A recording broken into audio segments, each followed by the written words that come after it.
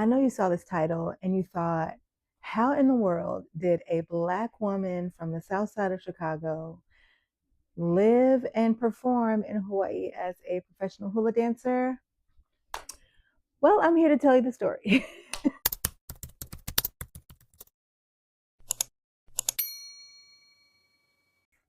Hey, I'm Michaela Pavone, and welcome back, or welcome if you're new here to my channel.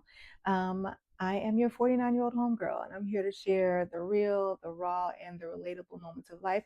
This, however, may not be so relatable because I know there aren't many Black hula dancers like me out there in the world. So it's just a story. Sometimes I just tell stories about my life, and today is just that. It's just my origin story as a hula dancer and how the heck I ended up in Hawaii. So, I actually fell in love with hula as a very shy 4 year old.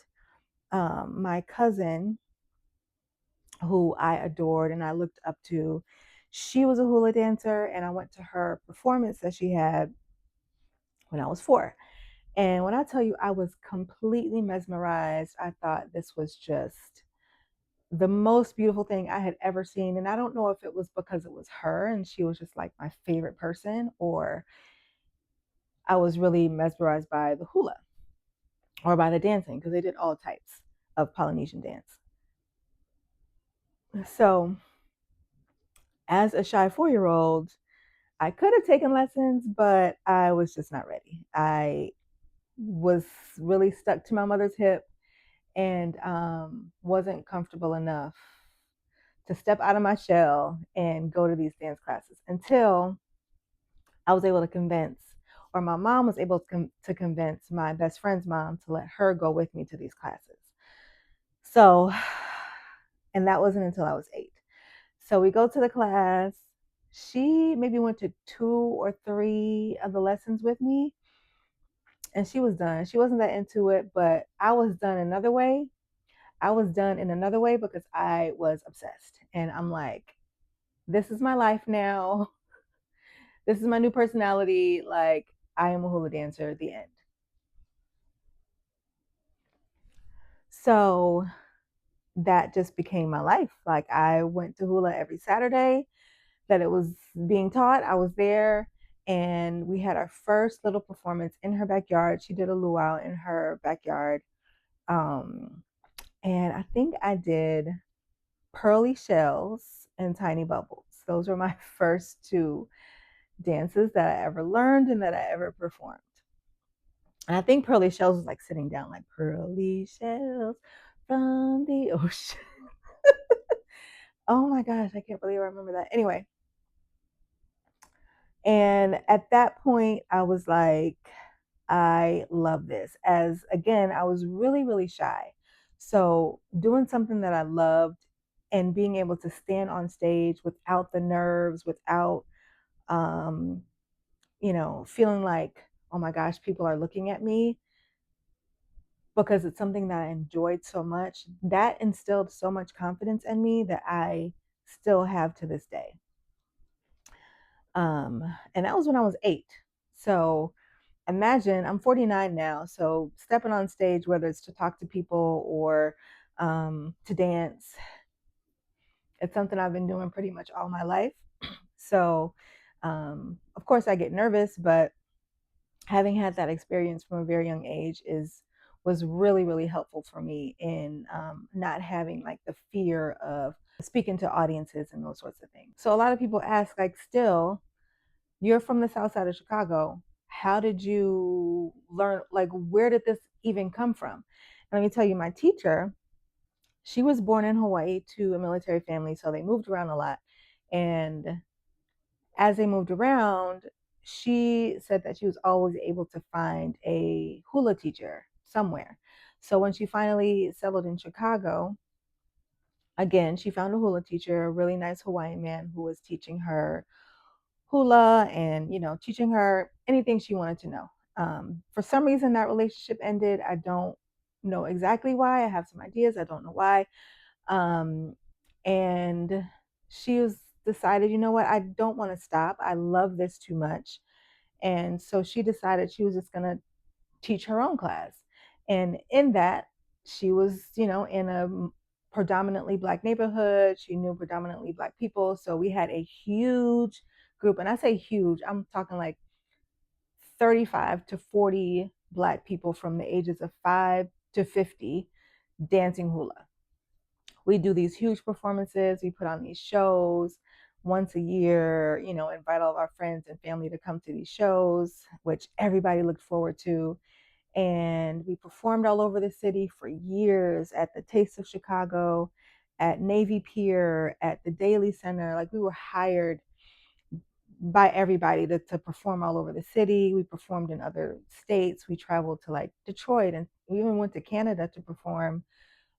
We performed in Iowa and Florida and Indiana, like Kentucky, all over the place. And we always did this as a group. Now, if you watched my video about how I grew up, I actually grew up as a Jehovah's Witness, which sounds kind of weird, like as a Jehovah's Witness and I was a hula dancer, but everybody in my group was also a Jehovah's Witness. So even my teacher. So that's kind of how it worked out that I was able to do this and travel with everybody and do all these performances. So I'll link that video up here so you can see, if you're interested, you can watch the video of, just growing up as a Jehovah's Witness and how that affected who I am now. Back to hula. So my teacher wasn't the type of teacher who cared as much about like perfection, about everybody looking the same. So when you watch competitions, like hula competitions, you see like the perfection of everybody's hands doing the exact same thing, everybody's hips, and everybody looks the same. And that's the kind of precision that I wanted to see in me. So I would study. I used to watch competition videos, and I would study everything from like their facial expressions and their eye and eyebrow movements, to the way that they move their hands, to the way that their hips move, to the way that their feet move for this dance step and for that dance step. Like, I watched everything because I was obsessed with just being a really good dancer. I was very committed to doing it well, not just doing it. I wanted to do it well. So we used to go to workshops all the time.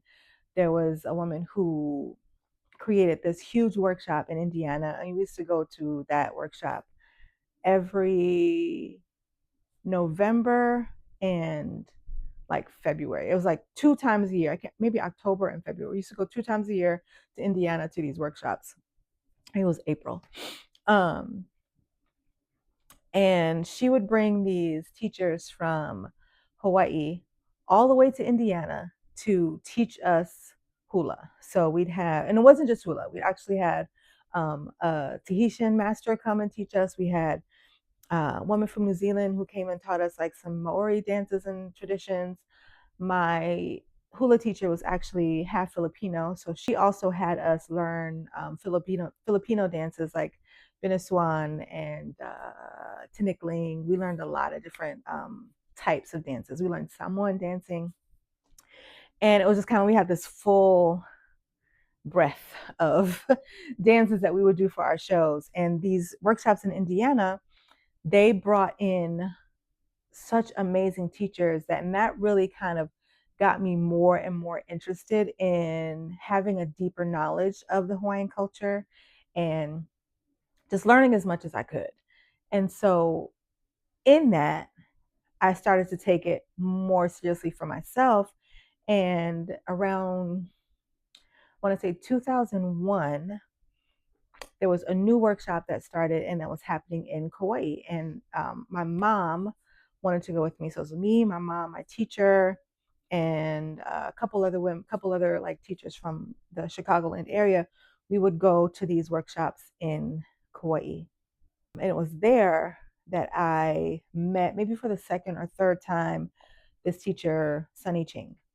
And he was just one of my favorite teachers, one of my favorite dancers, one of my favorite, like his group was my favorite, like everything, because of just the knowledge that he shared with such grace and with such care that I just really admired him. And so I would always take his classes every time I went to this workshop, because in the workshop you got to choose like who you wanted to learn from.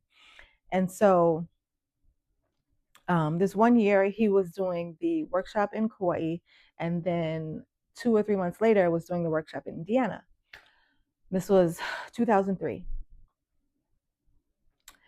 And around this time, before that workshop in Indiana in April, I thought to myself, you know what? I'd really love to live in Hawaii for a little while. I would love to spend some time just being immersed in the culture and learning from my teachers there and just performing and doing all the things. I want to do this so badly, right?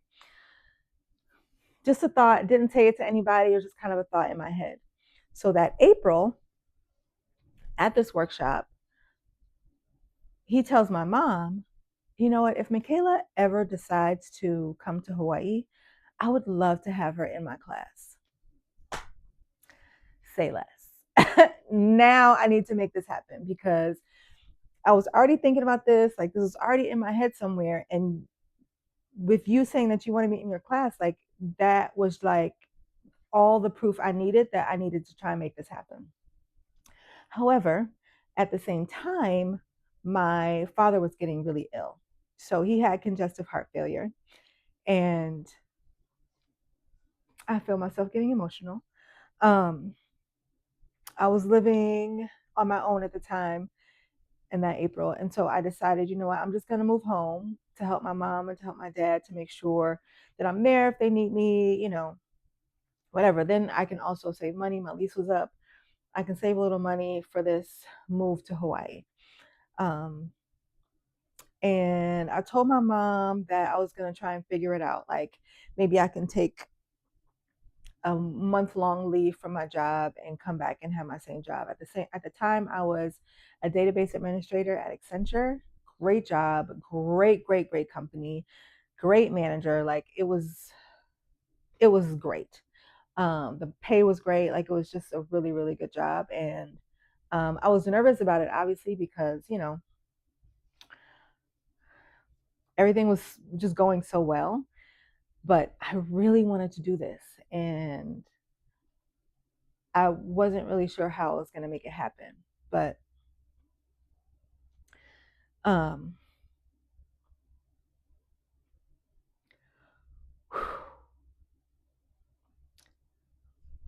just a second. Sorry. Around July of 2003, my dad took a turn for the worse. Um, he got really sick. And by August, early August, he was in hospice care at home. Um, and he ended up passing away on August 20th, the day after my birthday.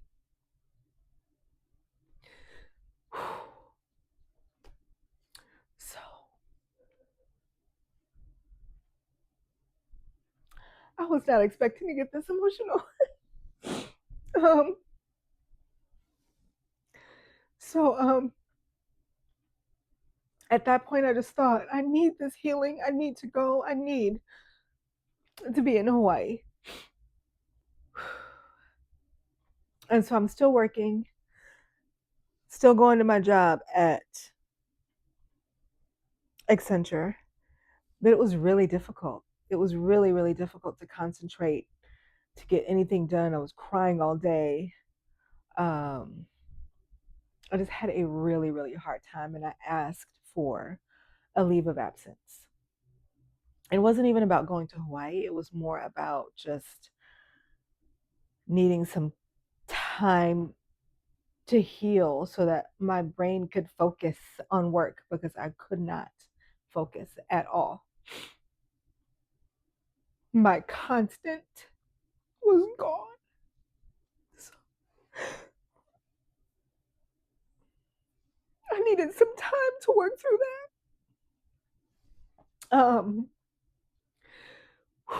So I asked my boss for a leave of absence, and he was so kind. Um, he had no problem asking HR about it. He was willing to give me however much time I needed. Um, but the person in HR just responded, just give her 2 weeks. It was very flippant, almost annoyed in a way. Just give her 2 weeks. I'll never forget seeing that because my boss forwarded me that email from HR. And that made me so angry.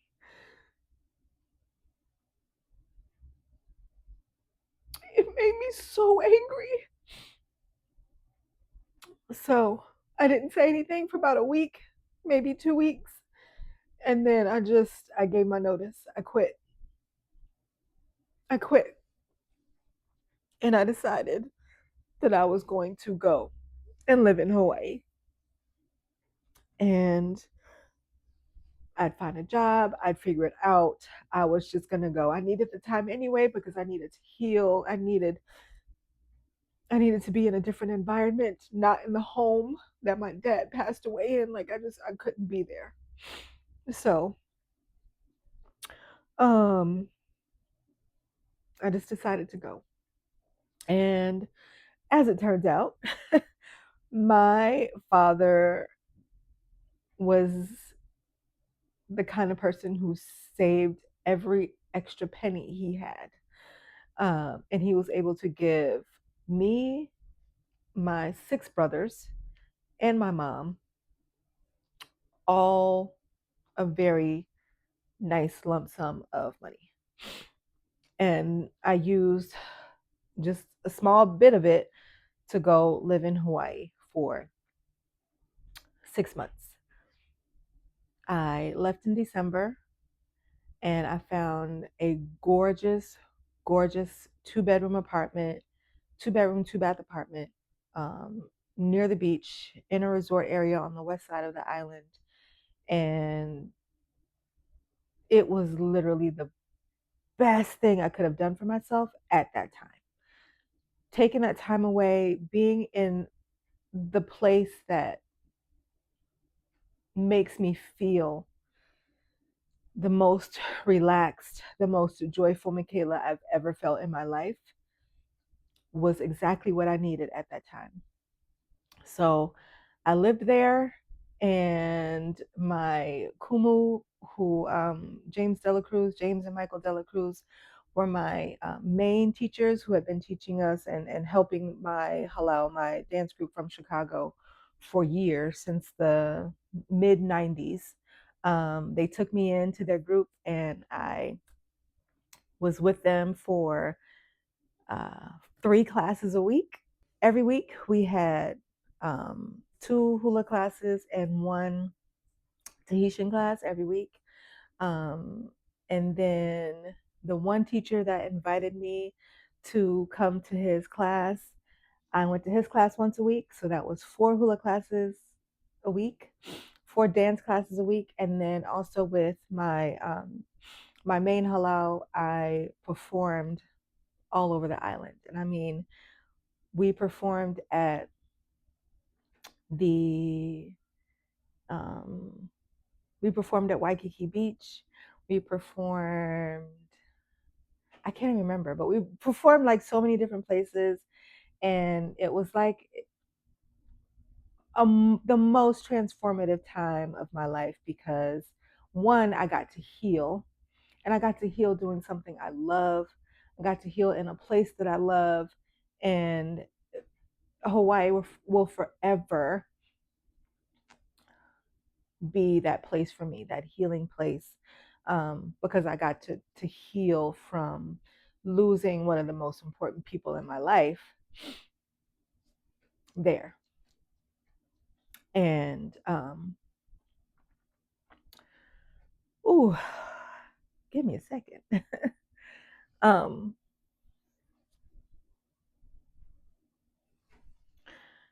it really taught me about respect, and how just being on the island and, you know, not just respecting the people that live there, but respecting the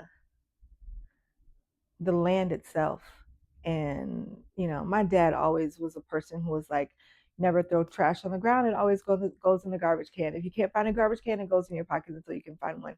Um, don't walk on your grass, don't walk on people's grass, don't walk on my grass. Like, just he really believed in respect in general. So that carried over to my time in Hawaii, and making sure that I respected the people, respecting the culture, especially as a practitioner who is not of the culture. I just wanted to make sure that I always did it justice. And did my teachers justice, and made sure that my love and my respect for Hawaiian dance and Hawaiian people was always shown through my performances and, just the person that I am. Yeah, that's most of the story. I have so much else to tell when it comes to just what I've learned as a hula dancer, what I learned living in Hawaii, why I ended up in New York directly after living in Hawaii. Um, there's so much to share. I can also maybe even share some of my dancing and what we've done as far as being in 3 competitions in Hawaii, me performing and winning in a solo competition in Orlando. I've been in workshops everywhere, and what it's like sometimes being the only Black woman in this space, which is weird because when you think about the Hawaiian culture, you have an image of what a Hawaiian dancer looks like. Obviously, I don't fit that image. But when you're in places like Indiana or Chicago or even New York, sometimes you don't even see like Polynesian people doing it. It's a lot of sometimes just a lot of white women dancing hula, which is fine. But then they kind of look at me like, what is she doing here? Anyway, you know what? I'll get into that in another video. For now, aloha. This is this is how I became a hula dancer, and I'm still dancing hula to this day. I still love it just as much. And yeah, I'll share more. So stay tuned.